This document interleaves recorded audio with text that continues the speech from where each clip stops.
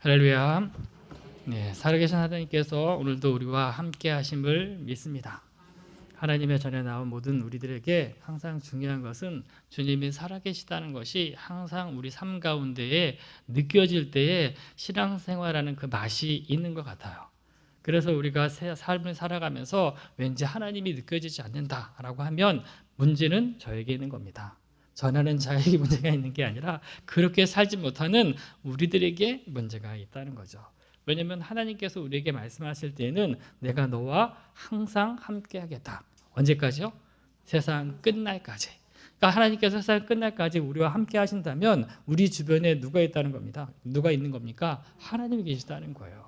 그래서 우리는 그 하나님을 알고 하나님을 느끼고 하나님을 바라보도록 항상 우리의 눈과 우리의 귀와 우리의 손과 우리의 발이 주님에게 향해 있는 것이 우리들에게서 가장 중요한 거라는 그 사실을 믿는 저와 여러분이 되기 바랍니다. 항상 말씀을 볼 때나 말씀을 또 보고 연구할 때나 연구하는 시간이 그렇게 많지는 않았지만 항상 생각하는 것은 무엇이냐면 말씀에 깊이 있게 해달라고 기도합니다. 그리고 기도하고 나서 또 계속 머릿속에서 생각을 하겠죠. 그죠? 그런 생각 가지고 이 자리에 섰을 때에 어떻게 전하는 것이 효과적일까라고 항상 머리를 쓰면서 이 자리에 씁니다. 근데 중요한 것은 이 자리에 서기까지의 그 과정 속에서 하나님께서 우리 모든 성도님들에게 말씀해 주신다는 그 확신이 없으면 전하는 자도 듣는 자도 쉽지 않을 거라는 거죠. 기억하십시오. 우리는 항상 하나님의 말씀에 귀 기울이는 자고 그 말씀은 듣는 자로 이 자리에 서 있는 겁니다. 앞에서 전하는 자도 항상 전할 때에 진실함과 의로움으로 전할 책임이 있지만 듣는 모든 성도님들도 하나님의 말씀 앞에서 진실되게 받아들이지 않는다 그러면 내 믿음으로 그거를 고백하지 않는다 그러면 하나님의 말씀은 내 삶이랑 상관이 없는 겁니다. 그래서 우리는 항상 하나님의 말씀을 들을 때 우리가 어찌할꼬 우리가 어떻게 하는 것이 하나님을 만나는 겁니까? 우리가 어떻게 하는 것이 어떻게 살아가는 것이 그 하나님을 느끼는 겁니까? 우리가 어떻게 해야만 하나님을 좀 더 하나님을 믿는 사람답게 살아가는 겁니까? 라는 그 마음을 우리의 영적인 그 외침을 가지고 이 자리에 서 있는 것이 중요하다는 거죠. 그래서 항상 누구의 소리에 귀 기울여야 하냐면 살아계신 그분의 소리에 귀 기울여야 하는 겁니다. 그분을 바라보려고 하고 내가 그분 앞에 계속 집중하려고 몸부림치지 않는다면 하나님의 말씀은 왔다가 지나가는 것밖에 되지 않는다는 거죠. 수많은 말씀이 있지만 그것을 내가 붙잡아야 내 삶 가운데 그 말씀이 살아서 역사한다라는 그 사실이에요. 그래서 그 많은 말씀들 중에서도 내가 좋아하는 말씀만 내가 그냥 고르는 것이 아니라 때로는 그 말씀이 선포될 때에 내 영혼 가운데 치는 그 말씀이 있다면 그 말씀을 가지고 기도할 책임이 우리들에게 있는 거예요. 왜냐하면 주님이 나에게 그 말씀을 허락하셨다면 왜 이 말씀을 내 머릿속에서 떠나지 않게 하셨을까라는 그 질문을 주님 앞에 던져야죠. 그리고 주님이 내 삶 가운데 무엇인가 잘못되고 있구나, 삐떡거리고 있구나라는 것을 내가 그것을 알게 된다면 그 즉시 내가 돌이키는 것이 그리스도인들의 삶이라는 겁니다. 그래서 회개가 중요한 거잖아요. 우리의 마음이 누구에게로 돌아가는 겁니까? 살아계신 그분 앞에 돌아가는 것이 바로 우리들이에요. 그래서 우리들은 항상 실수할 수 있고 넘어질 수 있지만 그 실수하고 넘어진다 하더라도 항상 우리 앞에 계신 그 하나님 앞에 돌아가려는 그 기회가 우리들에게 열려 있다라는 그 사실을 믿는 저와 여러분이 되길 간절히 원합니다. 오늘은 우리가 제목을 뭐라고 정했냐면 간단해요. 내용은 간단합니다. 세례 요한의 죽음. 맞죠? 말씀은 그겁니다. 세례 요한이 죽었어요. 나와 뭔 상관이 있습니까? 그 사람은 2000년 전에 살았다가 죽은 사람이고, 그렇죠? 죽은 사람이에요. 나와 상관이 없는 거예요. 그렇죠? 근데 세례 요한의 죽음을 하나님께서 이 성경에 기록한 이유가 있을 거라는 겁니다. 그 기록한 그 이유를 찾아가는 것이 저와 여러분이 또 하나님의 말씀을 대하는 거라는 사실을 믿는 자 되기 원합니다. 그래서 저는 세례 요한의 죽음이라는 그 내용을 가지고 제목을 어떻게 정했냐면 죽음 앞에서라는 그 제목을 한번 잡아보았습니다. 왜냐하면 이 땅에 태어난 모든 사람들은 죽음을 향해 간다고 이야기하잖아요. 그렇죠? 그래서 우리는 항상 죽음이 조만간 우리에게 한번 통과해야 할 의뢰 이런 것 같아요. 그렇다면 뭐예요?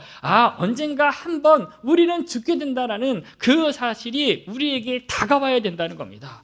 젊었을 때는 죽음이라는 거에 대해서 깊이 생각하지 않아요. 그렇죠? 시간이 가면 갈수록, 또한 여기 많은 그 권사님들을 보면 우리가 곧 이제 주님 앞에 가겠구나라는 생각을 하게 되잖아요.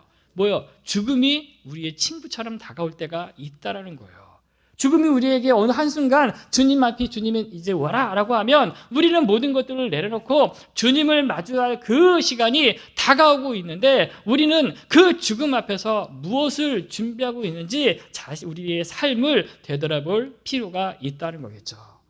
그래서 저는 세례 요한의 그 이야기를 통해서 우리에게 죽음 앞에서 우리가 할 것이 세 가지가 있는데, 그것은 첫 번째가 무엇이냐면 죽음 앞에서 우리는 과거를 회상해야 한다는 겁니다. 두 번째는 뭐겠습니까? 죽음 앞에서 우리는 현재를 생각해야 한다는 겁니다. 그리고 세 번째는 죽음 앞에서 우리는 미래를 바라봐야 한다. 이 세 가지 대지를 가지고 잠시 여러분과 말씀을 나누려고 합니다. 모든 사람들이 죽어요. 그렇죠? 모든 사람이 죽습니다. 죽음을 향해 가고 있어요. 그래서 죽음을 향해 가고 있는 우리들의 인생 가운데 어떻게 하면 하나님이 원하시는 그 삶을 살다가 주님이 부르시면 내려놓고 갈 것인가라는 그 고민의 질문이 첫 번째입니다.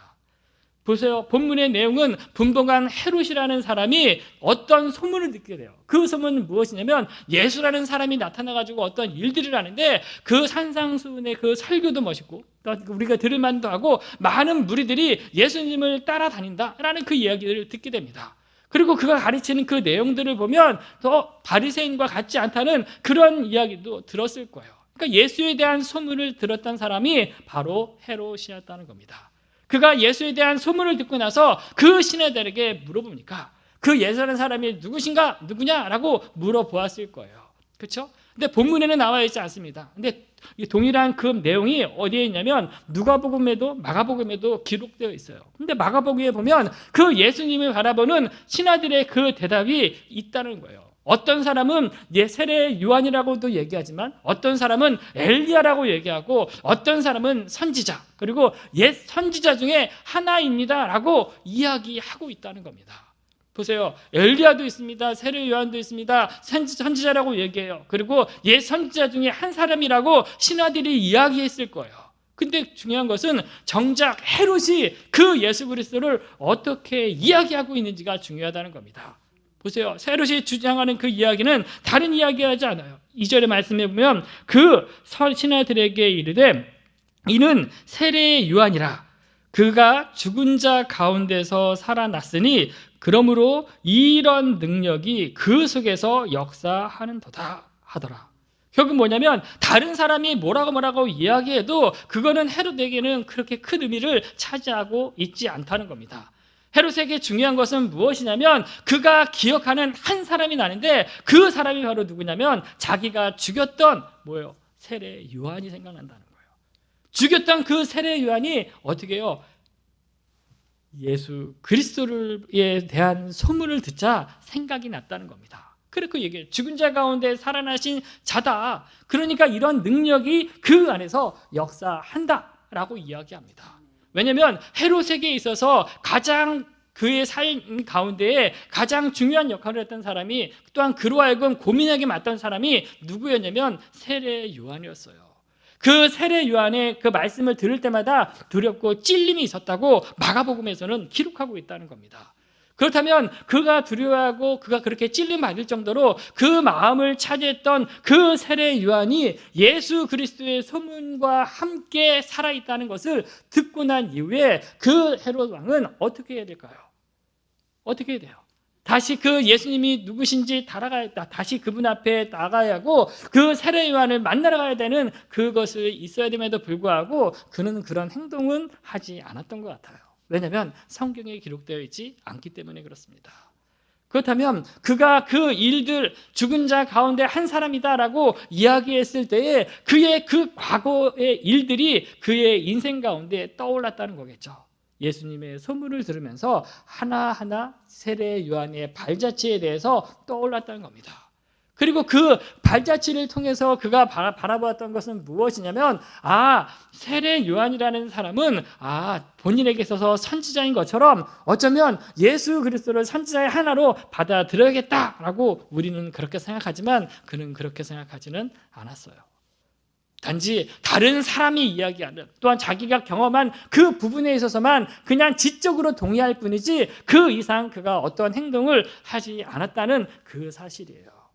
보세요. 그 헤롯이 세례 요한을 죽이는 그 이야기의 내용들을 보면 얼마나 사람들이 악한지 나타나고 있다는 겁니다. 어찌 보면 이것은 이 땅을 살아가고 있는 저와 여러분에게 있어서도 우리의 과거를 돌아보는 일이 되어야 한다는 거죠. 왜냐하면 우리는 과거부터, 태어날 때부터 의인으로 태어난 사람은 이 땅 가운데 아무도 없다는 겁니다. 우리들이 예수 그리스도를 만나지 않고서는 의인이라고 여김을 받지 않았잖아요. 그래서 우리는 이 땅 가운데 태어날 때에 의인이 아닌 죄인으로 태어났어요. 우리들의 그 죄인의 그 열매가 우리들의 삶 가운데 거의 대부분을 차지하고 있었다는 겁니다. 그래서 시기도 있고 질투도 있고 미움도 있고 다툼도 있고 우리들의 삶 가운데 그 수많은 죄악들이 나타날 수밖에 없는 것은 우리가 죄인이었다는 그 사실이에요. 그래서 우리는 항상 생각하는 것은 우리도 언젠가 죽음을 맞이하는데 그 죽음을 맞이하기 전에 우리 죄의 문제만큼은 해결해야 한다라는 그 사실을 기억해야 한다는 겁니다. 왜냐하면 우리가 죄인이라는 사실은 우리가 살아있을 때에 우리가 그 문제를 해결하지 않으면 우리가 죽고 난 이후에는 그 문제를 해결할 수 있는 방법은 성경은 우리에게 제시해주지 않기 때문에 그래요. 하나님은 그렇게 말씀하지 않는다는 겁니다. 그래서 우리가 이 땅 가운데 태어나서 우리가 삶을 살다가 어느 한 시점 예수 그리스도를 만난 그 시점부터는 항상 누구를 향해 나아가냐면 예수 그리스도를 향해 나아가는 거예요.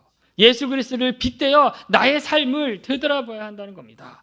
내가 지금 현재 사람들 앞에서뿐만 아니라 하나님 앞에 여전히 죄 가운데 거하고 죄를 즐기고 또한 죄를 탐하고 죄인으로서의 그런 삶을 살아가고 있다면 언젠가 하나님 앞에 만날 하나님을 대면하는 그날에 내가 어떻게 할까라는 두렵고 떨림이 우리들의 삶 가운데 있어야 한다는 거겠죠.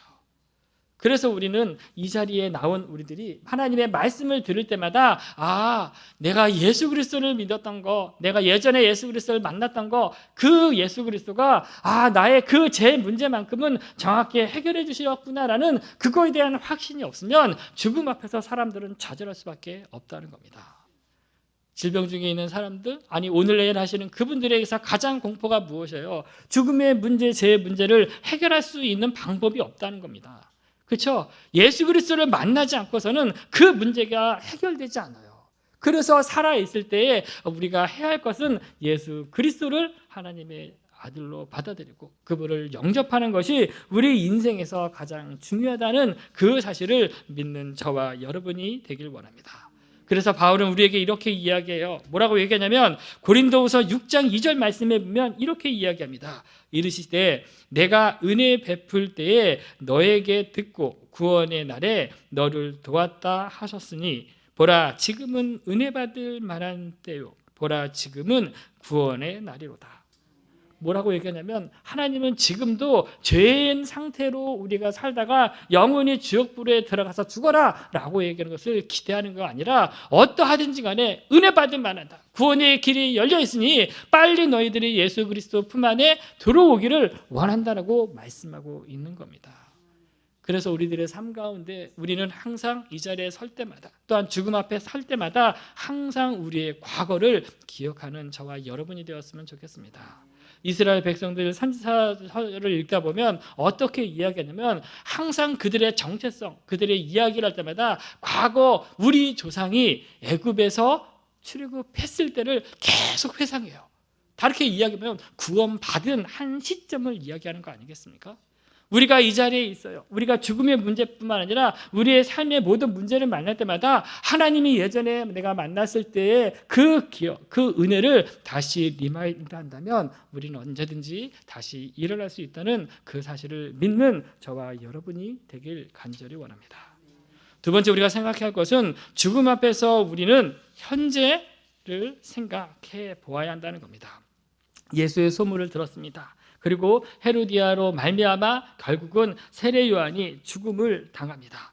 근데 보시면 그렇습니다. 현재 우리는 앞날을 어떻게 될지는 잘 모르잖아요. 그렇죠? 예수에 대한 그 소문 들었습니다. 근데 그 소문을 듣고 나서 거기서 끝내버리면 아무런 반응이 일어나지 않는다는 겁니다.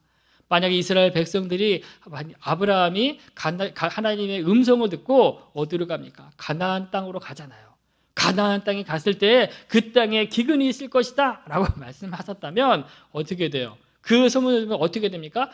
우리들이 지금 기근이 있으니까 어떠하든지 간에 그 기근의 문제를 해결해야겠다라고 얘기하지 않겠습니까? 다르게 얘기하면 우리의 삶 가운데 어떠한 문제 해결할 수 있는 길이 열린다고 하면 우리는 그 길을 찾아 나서겠죠. 그렇죠? 그 길을 만약에 우리가 불로장생이라는 그 약초를 구할 수 있다라고 하면 그 소문을 들었다고 하면 어떻게 해요? 듣는 그대로 끝나는 것이 아니라 그곳을 향해서 찾으러 가는 행동이 있어야겠죠. 그렇죠? 그게 바로 이제 우리들의 삶의 모습이라는 겁니다.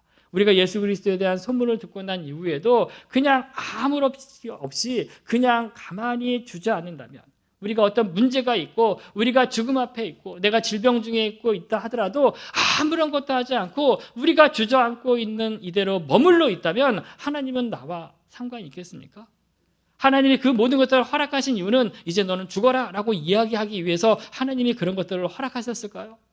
그렇게 되지는 않았을 겁니다. 무엇인가 너가 삶이 다하는 그때까지 내가 너에게 힘을 준 거고, 내가 질병 중에 있어도 그 질병 안에서도 너가 하나님을 바라보고 하나님을 찬송하고 사는 것이 하나님의 뜻 아니겠습니까? 그렇다면 이러한 소문, 하나님의 모든 것들을 해결해 줄 수 있는 그 분이라는 것을 내가 믿는다면 우리는 어떻게 해야 되겠어요? 그분 앞에 나아갈 수밖에 없다는 거죠. 근데 많은 사람들이 이 모든 것들을 알면서도, 또 우리들조차도 하나님에 대한 그것을 알면서도 머리로만 받아들이지 삶으로 받아들이지 않는 것 같아요. 왜냐하면 하나님이 살아계시다는 것도 구호가 아니잖아요. 우리들의 삶 가운데 살아계심을 맛보지 않는다면, 내가 살아계신 그 하나님 앞에 내가 하나님을 만나지 않는 그것들이 없다면 항상 공고할 뿐이에요. 그래서 그거에 대한 것을 우리가 해결받으면 우리가 할 수 있는 것은 날마다 하나님 앞에 한 걸음 한 걸음 나아간다는 사실이에요. 그렇죠? 이런 사실을 우리가 알 때에 우리의 믿음도 한 단계 성장할 수 있다는 거죠. 그렇죠? 그렇다면 우리는 다시 한번 그 헤롯 그때의 시대로 다시 한번 들어가기 원합니다. 드디어 헤로디아가 어떻게 돼요? 그 생일날이 되잖아요. 헤롯의 생일날 헤로디아의 딸이 춤을 춥니다. 근데 그것이 그 헤롯을 기쁘게 만들었다는 겁니다. 그래서 그가 뭘 이야기하냐면 맹세하잖아요. 그렇죠? 함께 앉았던 사람들이라고 이야기했고, 마가복음에서는 고관들, 귀인들, 서기관들 이렇게 이야기한다는 겁니다. 그럼 뭐예요? 그 많은 사람들 앞에서 헤롯이 내가 이렇게 맹세한다. 그 맹세가 무엇이냐면, 너가 나를 기쁘게 했으니까 내가 무엇이든지 네가 원하는 것이라면 내 나라의 절반이라도 주겠다라고 이야기해요.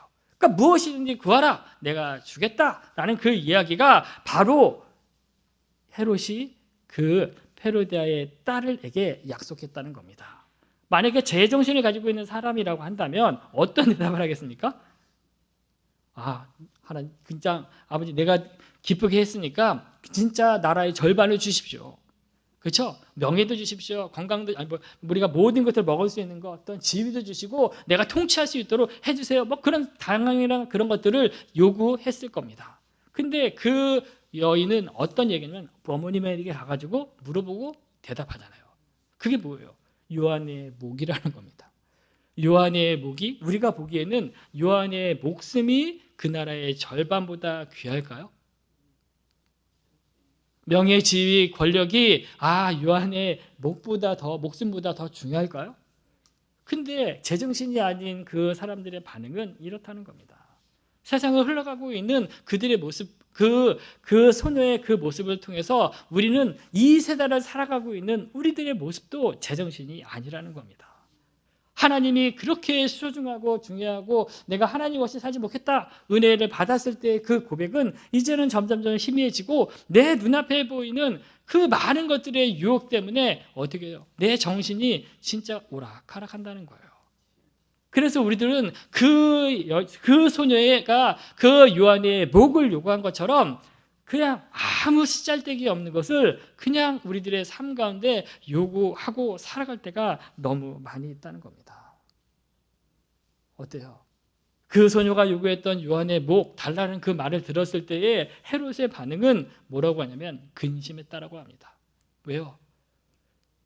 그가 그래도 죽이려고도 했지만 또 때로는 선지자이기 때문에 함부로 손을 댈 수 없는 그 마음이 그가 있었는데, 그가 했던 그 섣부른 결정으로 인해요, 맹세로 말미암아 그는 어쩔 수 없이 그냥 할 수밖에 없는 그 처지 되었다는 거죠. 어찌 보면 그 자리는 연석이라고 얘기합니다. 흔히 잔치집이에요. 그러니까 잔치가 진짜 흥에 고해가지고 이리 취하고 저리 취하고 온갖 화려하고, 그 다음에 화려한 옷뿐만 아니라 음식이나 술이나 아름다운 여인이나 춤이나 노래, 얼마나 모든 사람들의 흥을 돋구는 그 잔치가 만연하고 있는 그 자리에서 한마디 찬물을 던진 게 이 소녀의 말이었다는 겁니다. 어찌 보면 에덴 동산에 있는 우리들의 그 조상의 모습과 똑같다는 겁니다. 아니, 거기까지 가지 않아도 될 것 같아요. 우리들의 삶 가운데 진짜 잔치가 펼쳐지고 있는 이 자리 안에서도 우리가 어떻게 돼요? 찬물을 던지는 사람도 있다라는 거 아니겠습니까? 한순간에 그냥 고춧가루 뿌리는 사람이 있다라는 거예요. 그게 누굽니까? 바로 하나님 앞에 바로 서 있지 않고 깨어있지 않은 우리들이 그 안에 있다라는 거죠. 잔치는 잔치잖아요. 흥이 있어야 되고 기쁨이 흘러야 되는데 결국 뭐예요? 그 한 사람의, 그 소녀의 그 잘못된 행동으로 말미암아 어떻게 돼요? 그 잔치는 완전히 그냥 와장창 무너져 버렸다는 거죠. 우리가 에덴 동산에 있을 때 아담이 범죄함으로 말미암아 우리가 누릴 수 있는 그 모든 것들이 한순간에 어떻게 돼요? 와르르 무너진 것처럼 똑같다는 겁니다. 하나님이 우리가 이 땅 가운데서 심히 좋았던 존재로 창조했음에도 불구하고 항상 하나님 때문에 기뻐하고 경배하고 찬양할 인간들이 하나님 앞에 범죄함으로 말미암아 죄가 들어오고, 그 죄의 문제가 어떻게, 죄가 관영함으로 말미암아 너도 들어가지 못하고 나도 들어가지 못하고 영원히 지옥 갈 수밖에 없는 그 환경으로 만들어 버렸다는 거죠.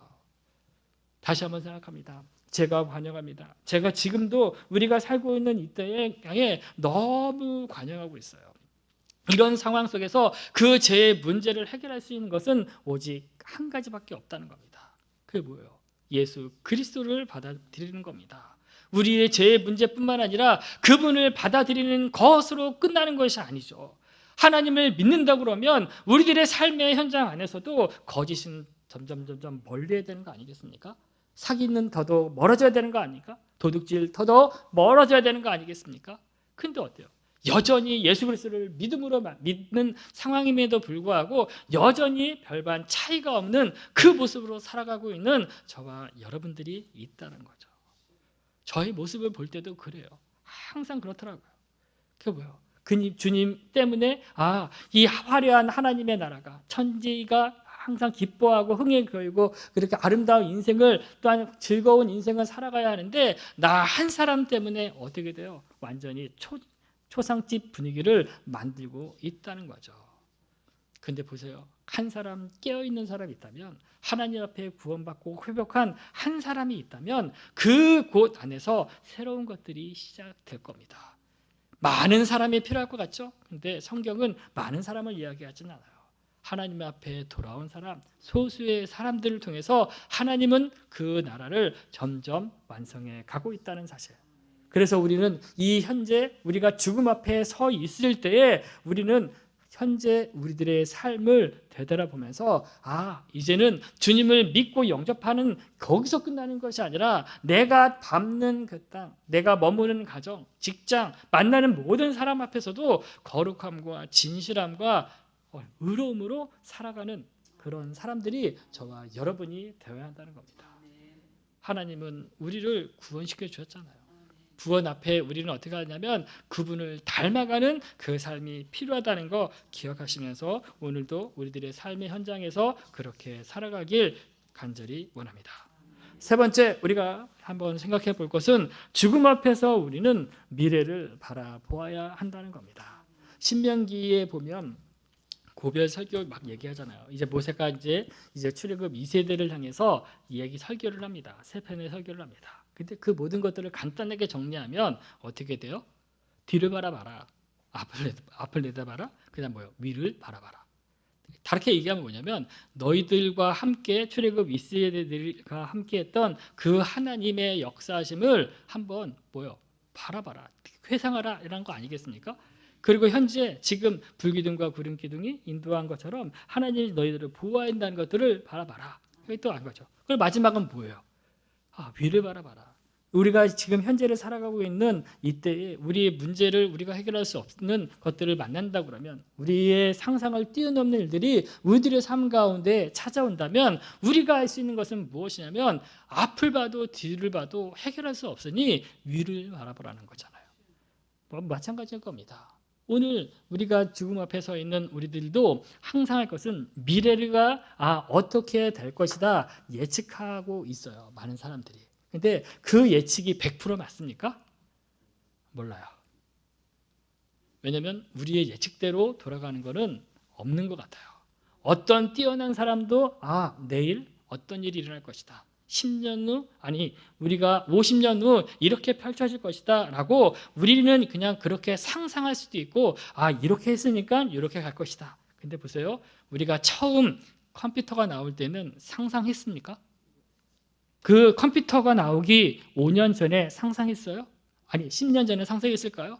나올 때에 비로소 모든 것들이 나타나는 것처럼 이렇게 급진적인 것들이 우리가 예측하지 못하는 상황들이 우리에게 찾아올 수 있다는 거예요.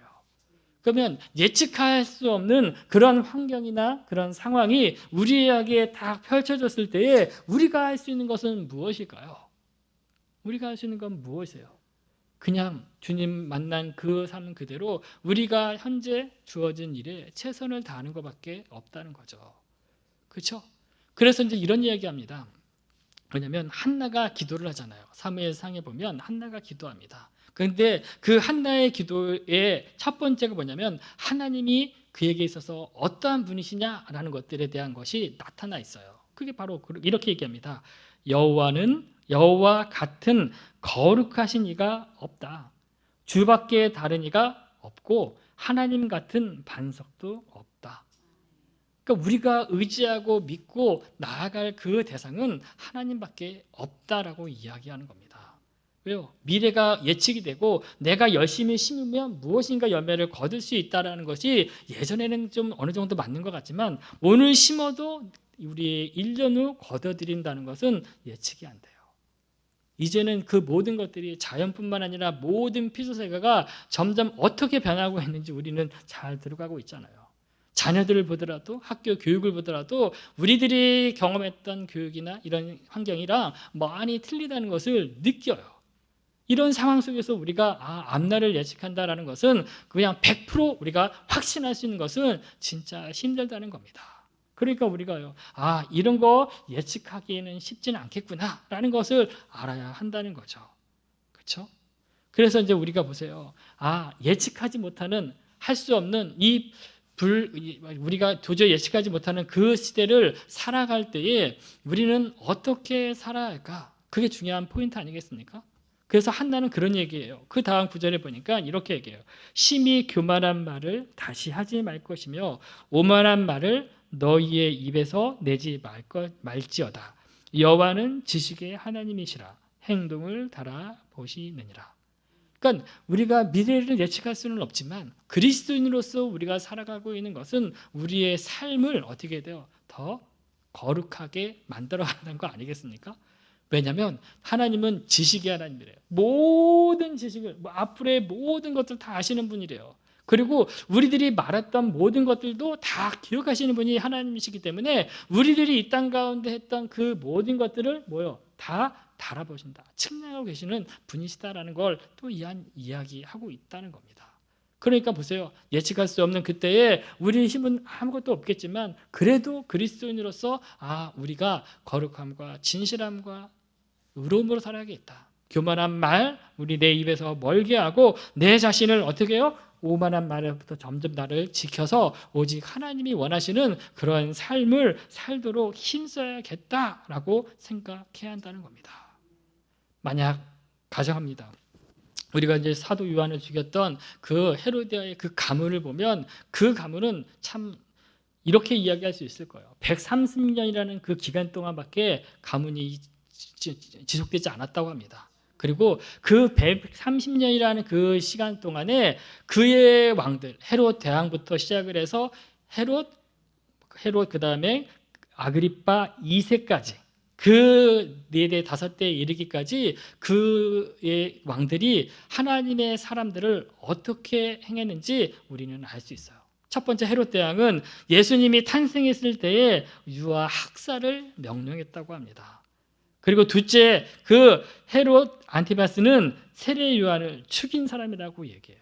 그리고 헤롯 아그리파 1세는 야고보를 죽였던 사람. 그리고 이제 바울이 로마로 호송가면서 이제 헤롯 아그리파 2세가 이제 얘기 나오는데 그 130년이라는 그 긴 시간 동안에 사람들을 죽였고 했던 살인자의 가문이 바로 이때라는 이 사람들 가문이더라고요. 다르게 얘기하면 무엇이냐면 그들이 행했던 것, 그들이 뿌렸던 것, 그 모든 것들을 그들의 가문을 지키려고 했지만 결국 어때요? 130년이 지난 이후에는 그 가문은 사라진다는 겁니다. 하나님이 그 모든 것들을 보고 계시다는 거예요.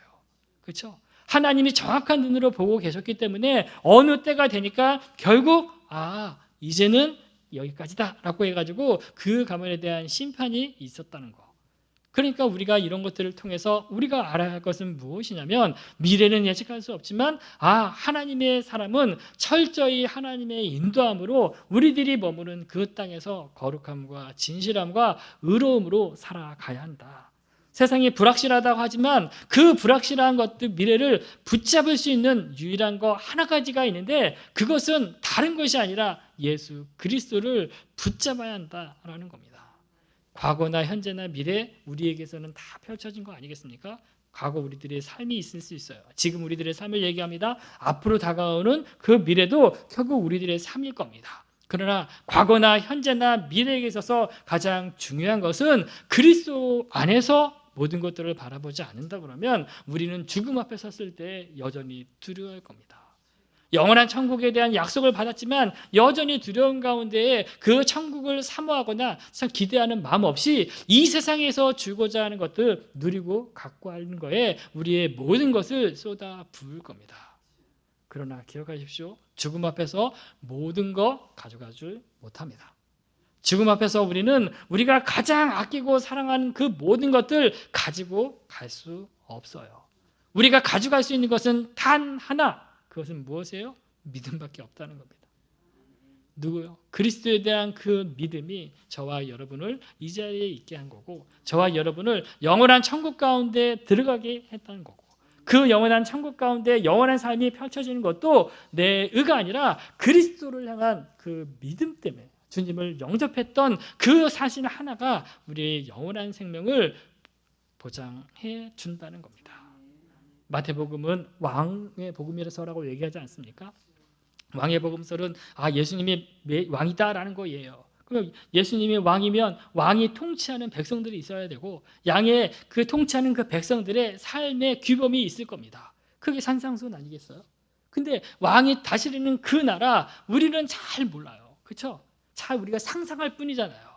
근데 보세요. 그 상상하는 나라가 주님과 함께 지금도 저와 여러분이 만들어가고 있다는 거예요.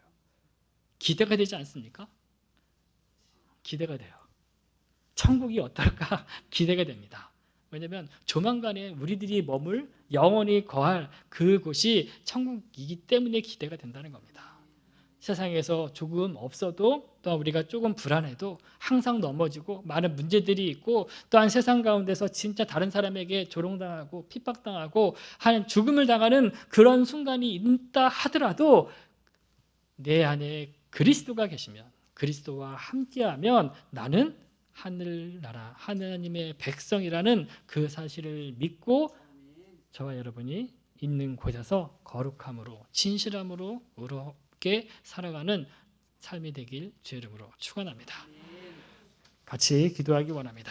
죽음 앞에서 우리는 두려워합니다. 우리의 그 죄의 문제가 해결되지 않으면 우리는 또 두려워할 수밖에 없습니다. 그러나 예수 그리스도로 말미암아 우리가 죄의 문제가 해결됐다면 우리들의 삶 가운데 지금 해야 할 것은 거룩함과 진실함과 의로움, 다르게 하면 주님을 닮아가는 삶을 살아가는 것이 그리스도인이라는 겁니다. 언젠가 주님이 우리의 미래에 어떻게 우리가 상상하고 어떤 것들이 다가오는지는 모르지만 다시 회복할 것들이 많이 있다는 것, 그리고 그 회복한 그 곳에서 우리는 다시 주님과 함께 영원토록 함께 한다는 거 꼭 기억하시기 바랍니다. 죽음 앞에서 우리가 하나님 앞에 주신 그 은혜 또한 깨달은 거 있으면 잠시 같이 학심해서 기도하는 시간을 갖습니다. 같이 기도합니다. 사랑의 하나님, 감사를 드립니다. 주님, 우리 한 사람 한 사람을 택하시고 하나님의 자녀 삼아 주셨고, 하나님 우리의 과거나 현재나 미래를 바라볼 때에 예수 그리스도와 함께하지 않는다면 하나님 우리가 영원한 천국, 하나님 우리의 영원한 그 영원한 생명 얻을 수 없음을 우리가 또한 바라보고 또한 믿습니다. 그러하기에 하나님 우리가 그리스도 안에 있다는 것이 나의 삶의 전부이고, 내가 그리스도 안에 있다는 것이 하나님 영원한 주님과 다시 만날 그 영원한 곳에 다시 가서 또한 거하는 것임은 유일한 길이라는 그 사실을 우리가 분명히 인식하고 나아가기 원합니다. 세례 요한의 그 죽음이, 세례 요한의 죽음이 하나님 헤로스로부터 있지만 그가 죽었기 때문에 예수 그리스도의 사역은 더욱더 흥황했고, 또 예수 그리스도의 사역으로 말미암아 예수님도 동일한 하나님 백성들에 의해서 하나님 십자가의 길로 가서 하나님 그 십자가를 지심으로 말미암아 또한 죽음을 경험했습니다. 하나님 우리들의 삶 속에서도 하나님 우리들이 가야 할 그 방향과 하나님 우리들이 하나님 가야 할 그 길은 주님의 그 길임을 우리가 알기 원합니다. 때로는 하나님 배척당할 수도 있고, 때로는 하나님 세상 속에서도 하나님 많은 사람들의 조롱과 비웃음을 당할 수 있지만, 그럼에도 불구하고 우리가 묵묵히 그 길을 걸어가는 것은 우리는 하나님의 자녀로 영원한 생명, 영원한 나라 가운데 있는 하나님의 자녀라는 그 사실 때문임을 우리가 고백합니다. 항상 우리들 한 사람 한 사람 기억하시고 어디에 있든 하나님 천국에 대한 그 소망 잃지 않도록 주님 우리를 붙잡아 주시고, 주님 원하시는 그 삶을 살아가는데 붙도록 없는 하나님의 거룩한 자 되시도록 도와주시옵소서. 사랑하는 하나님, 감사를 드립니다. 하나님 죽음 앞에서 우리는 두려워하지만 하나님 그럼에도 불구하고 주님이 우리와 함께 하시기에 하나님 그 두려움이 바뀌어 하나님 기쁨으로 다시 죽음을 하나님 영접할 수 있음을, 받아들일 수 있음을 하나님 우리는 고백합니다. 하나님 우리가 죽음 앞에 설 때에 우리의 과거를 보면서 우리가 죄인이라는 사실을 기억하게 하시고, 현재 우리들이 또한 어떻게 살아야 하는지 주님의 믿는 거룩한 자녀로서 하나님 의로움과 진실함과 신실함으로 살아가는 어떤 자로 우리들이 설 수 있도록 하시고, 우리의 미래 어떻게 하나님 우리가 확신한 것들은 없지만 우리가 예측하고 나아가지만 그것도 하나님 불안하는 것임을 우리가 또한 깨닫기에 확실한 예수 그리스도 안에 있으면 우리가 영원한 천국 하나님의 자녀 된다는 그 사실을 우리가 믿고 붙잡고 나아가는 하나님의 거룩한 자들 될 수 있도록 인도해 주셔서 오늘 말씀을 듣는 모든 분들 한 분 한 분들에게 하나님의 큰 은혜가 하나님 넘칠 수 있도록 하시고, 그 은혜로 말미암아 날마다 살아계신 그 하나님 앞에 우리의 믿음을, 우리의 믿음의 고백을 날마다 행하는 하나님의 거룩한 자들 될 수 있도록 역사해 주셔서 감사드리오며 우리를 구원하신 예수 그리스도의 이름으로 기도합니다. 아멘.